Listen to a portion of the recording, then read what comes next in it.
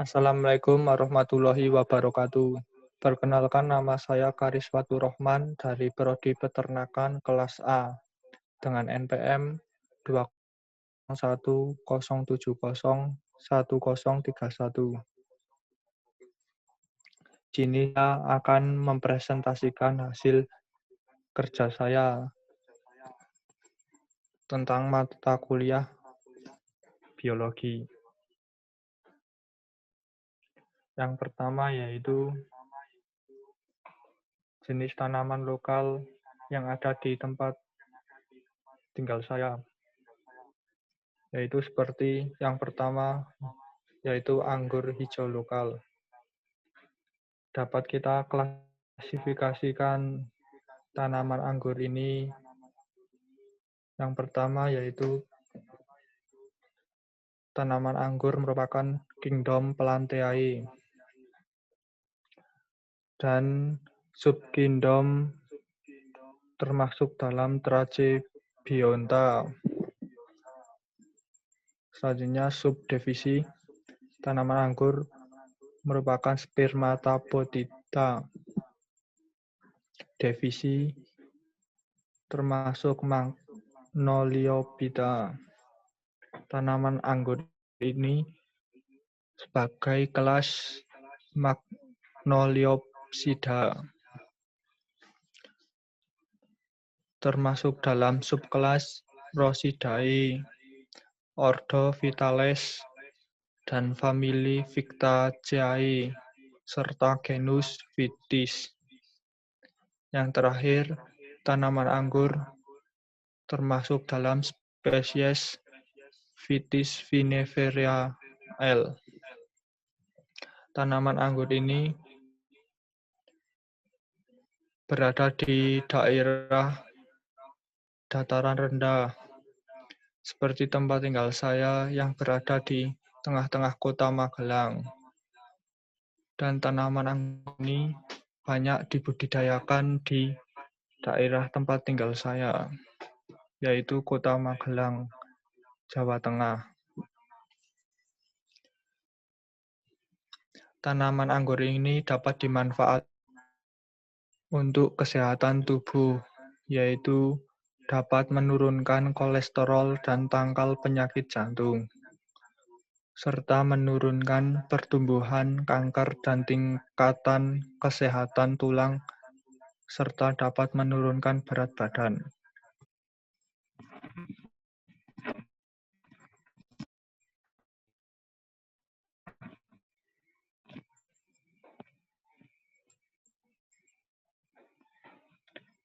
Yang kedua yaitu tanaman sawu.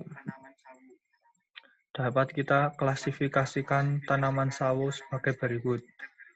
Tanaman sawu merupakan kingdom Plantae dan termasuk subkingdom Trachebionta, dan superdivisi yaitu termasuk Spermatophyta, divisi dalam Magnoliophyta, dan termasuk kelas ke dalam Magnoliopsida, serta subkelas Dilenidae, serta termasuk dalam ordo Ebeninales, serta termasuk famili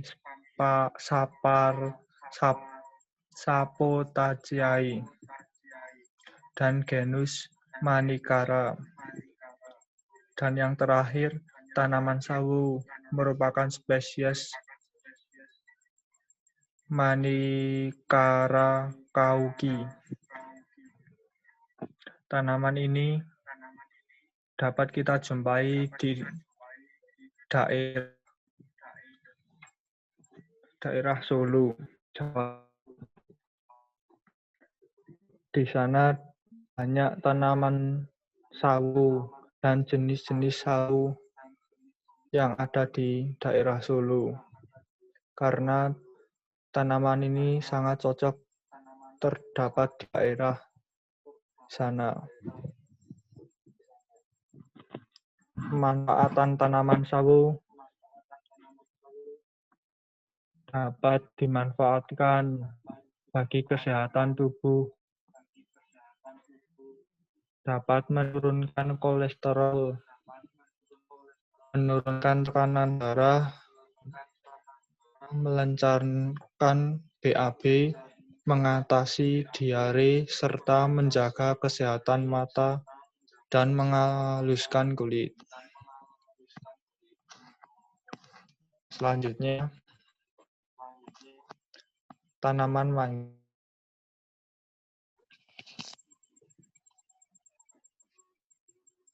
Selanjutnya, tanaman manggis. Dapat kita klasifikasikan, yaitu tanaman ini memiliki nama latin Garciniae mangostana L.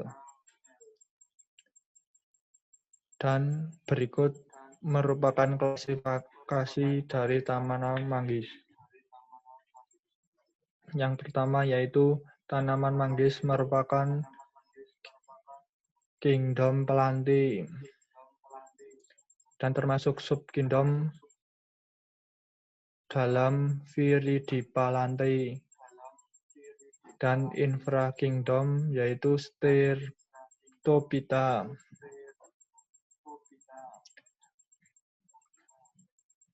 Infrakingdom Pterophyta. Subdivisi Embryophyta. Divisi termasuk Tracheaphyta dan termasuk dalam subdivisi Spermatophytina. Dan tanaman manggis merupakan dalam kelas Magnoliopsida serta superordo Rosananae dan ordo Malpighiales dan termasuk dalam famili Clusiaceae dan genus Garcinia L. Dan yang terakhir, tanaman ini merupakan spesies dalam Garciniae mangostana L. Tanaman ini banyak dijumpai di daerah Kepulauan Sunda meliputi Jawa, Sumatera, Kalimantan, serta di tempat tinggal saya yang berada di dataran rendah, yaitu Magelang Kota, banyak yang membudidayakan tanaman manggis di pesisir Kabupaten Magelang. Pemanfaatan tanaman manggis dapat dimanfaatkan sebagai kesehatan tubuh, yaitu dapat meningkatkan daya tahan tubuh, mengontrol kadar gula dalam tubuh, membantu penurunan berat badan, serta sebagai sumber antioksida, serta membantu menjaga kulit dalam kesehatan.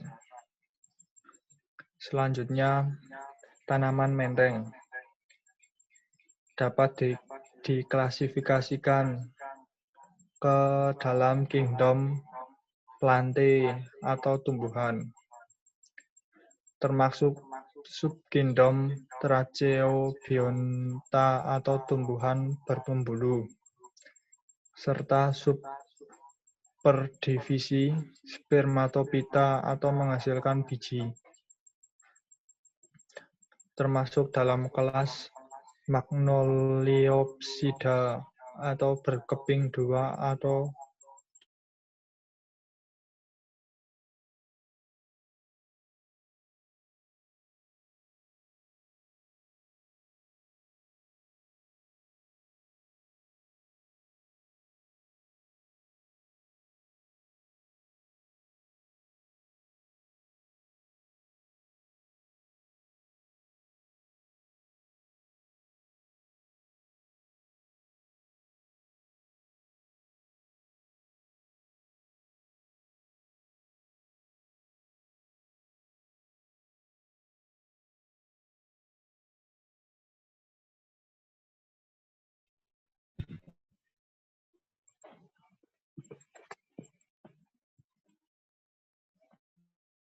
termasuk dalam kelas.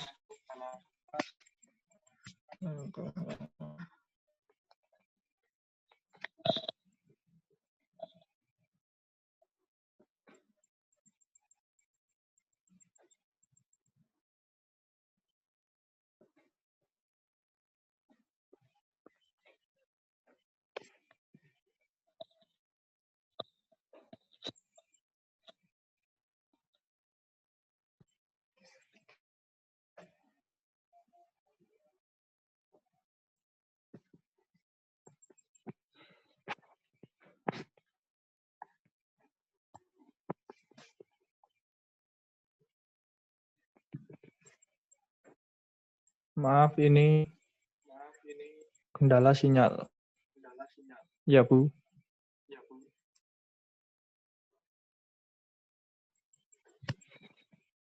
Selanjutnya,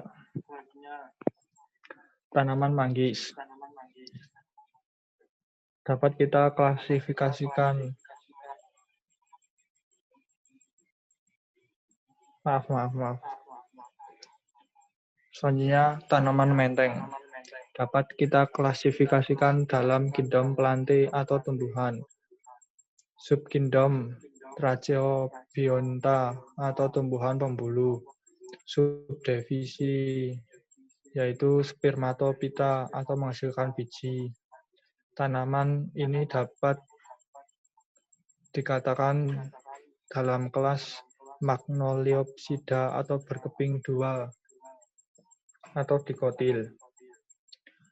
Tanaman ini termasuk subkelas Rosidae, ordo Euphorbiales, famili Euphorbiaceae, genus Baccaureae, dan yang terakhir, tanaman ini merupakan spesies Baccaurea racemosa Muel.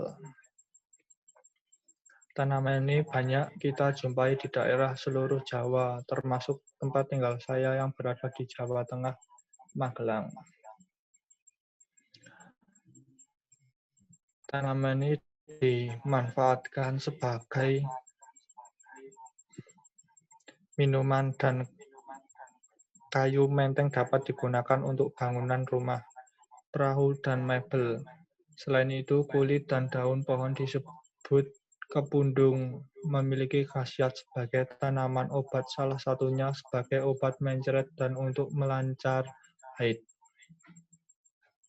Selanjutnya, tanaman burohol atau kepel termasuk dalam klasifikasi tanaman kingdom Plantae, Phylum Magnoliophyta, kelas Magnoliopsida, serta ordo Fabeles dan famili Annonantiae, serta tanaman ini termasuk genus Stelycarpus, dan yang terakhir, tanaman ini merupakan spesies Stelycarpus Burahol Bloom, Hock, dan Tomosom.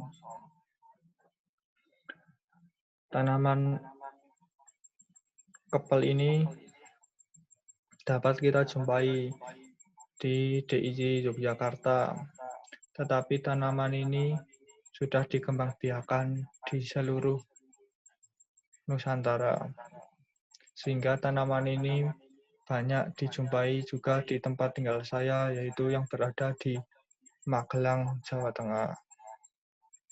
Pemanfaatan tanaman ini banyak dimanfaatkan sebagai buahnya dapat dimanfaatkan sebagai kesehatan tubuh, yaitu mencegah peradangan, bau mulut, meringankan asam urat, dan sebagai obat radang ginjal. Selanjutnya, jenis hewan lokal.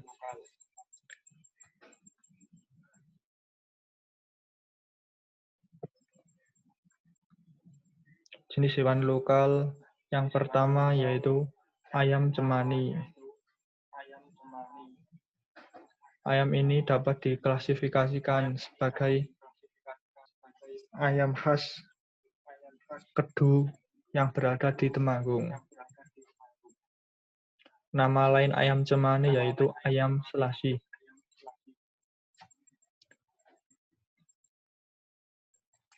Dan berat badan ayam jantan sekitar 2–2,5 kg.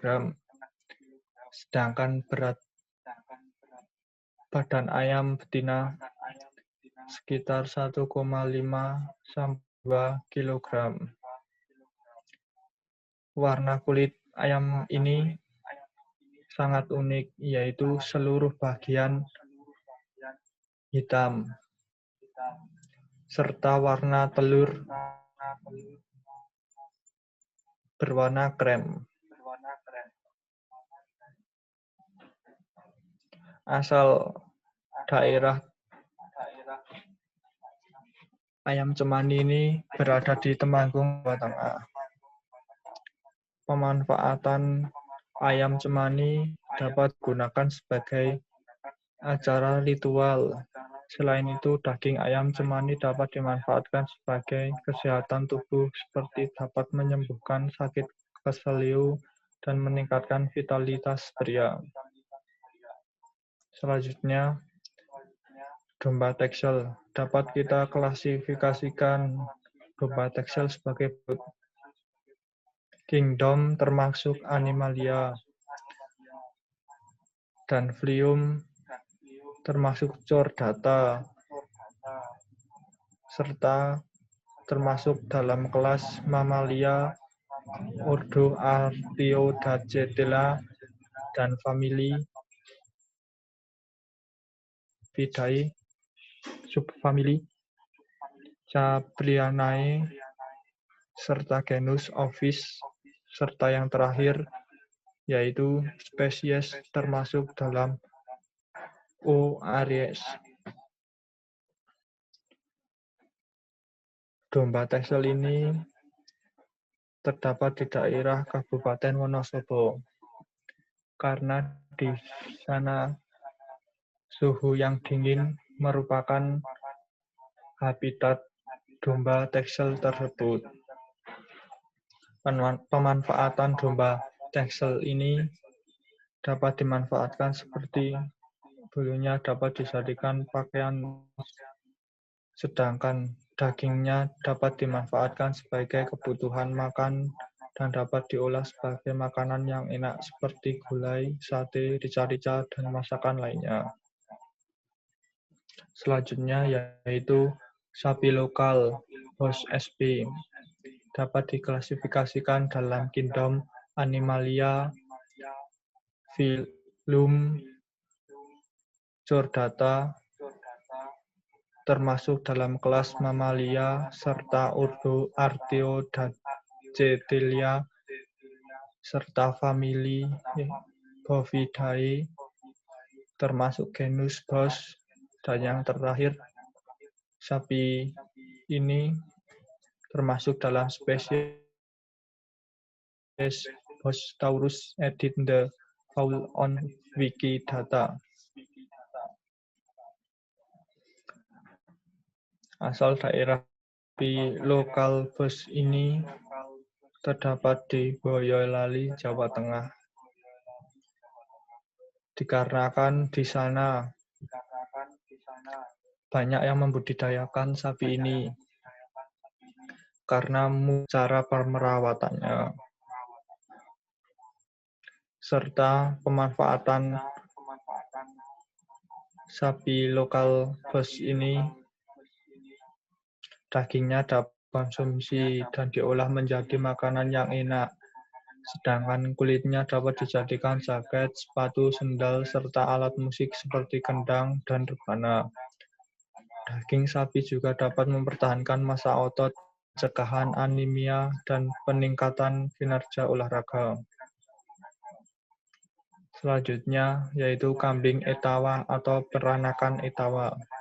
Dapat diklasifikasikan dalam kingdom Animalia, filum Chordata, termasuk dalam kelas Mamalia, ordo Artiodactylia, dan famili Bovidae, serta genus termasuk dalam Capra. Dan yang terakhir merupakan spesies Capara aegargus. Kambing Etawa ini banyak di daerah Purworejo, Jawa Tengah, Indonesia, karena merupakan tempat asal mula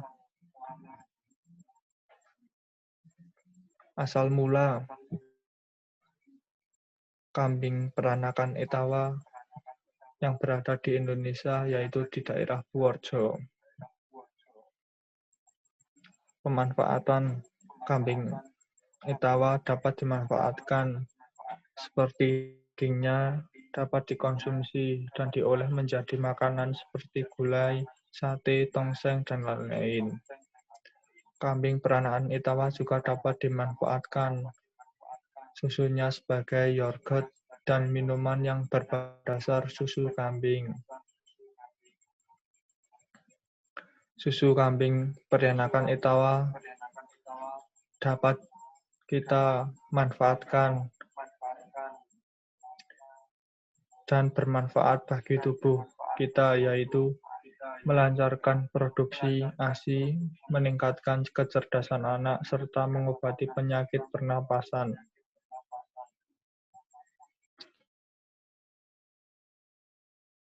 Selanjutnya yaitu itik kalung.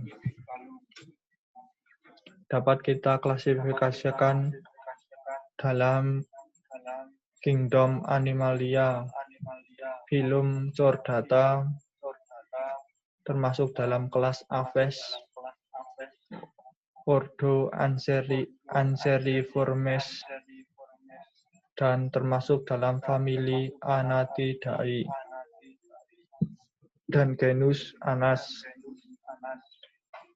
dan termasuk spesies Anas palpyrinichos, dan subspesies yaitu Ape domesticus.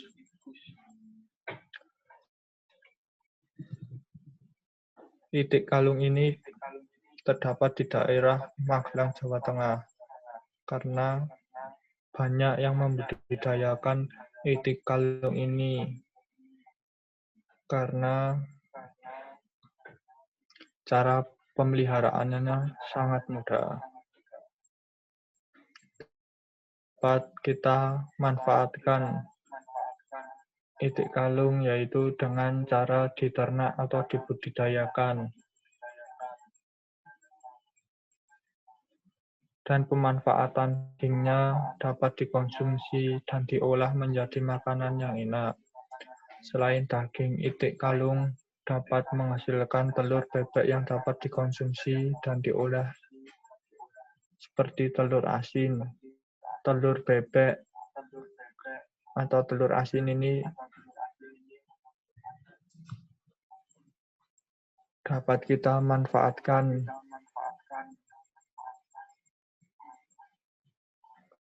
bagi tubuh untuk menjaga kesehatan fungsi otak, menjaga kesehatan mata, mendukung produksi sel darah merah, dan dapat menurunkan kadar kolesterol jahat dalam tubuh. Selanjutnya yaitu tentang permasalahan dari biodiversitas. Yang pertama yaitu iklim tropis yang memungkinkan banyak spesies untuk berkembang.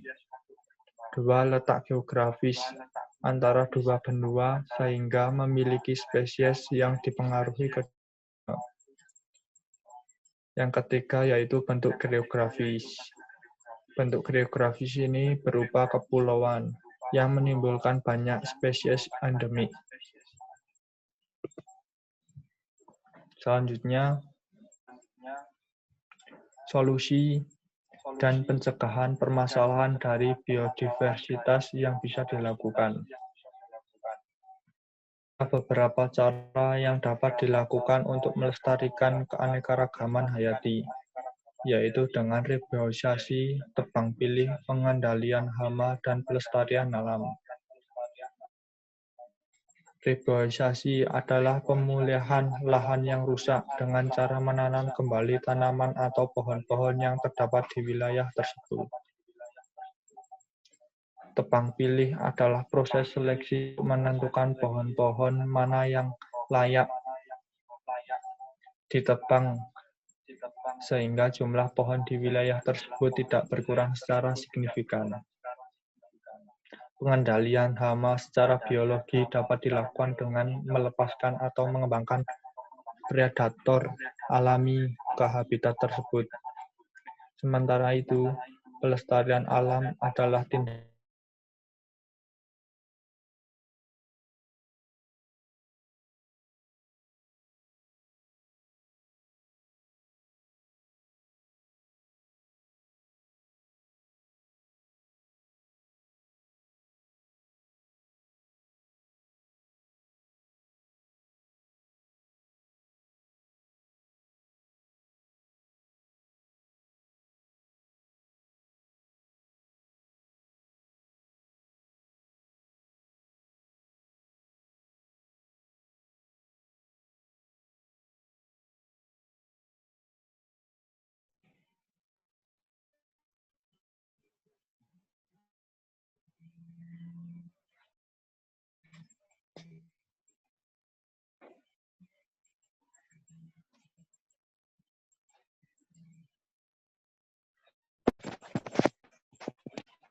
maaf pendapat ya Bu. Selanjutnya, sementara itu, pelestarian alam adalah tindakan untuk menjaga spesies tertentu dari kepunahan. Pelestarian alam dapat dilakukan secara situ maupun ex situ. Pelestarian alam in situ dilakukan di habitat asli spesies tersebut, sementara pelestarian alam ex situ dilakukan di luar habitat aslinya. Dan itulah hasil presentasi dari saya. Bila ada kata-kata yang kurang mengenangkan, saya mohon maaf. Sekian dari saya. Wassalamualaikum warahmatullahi wabarakatuh.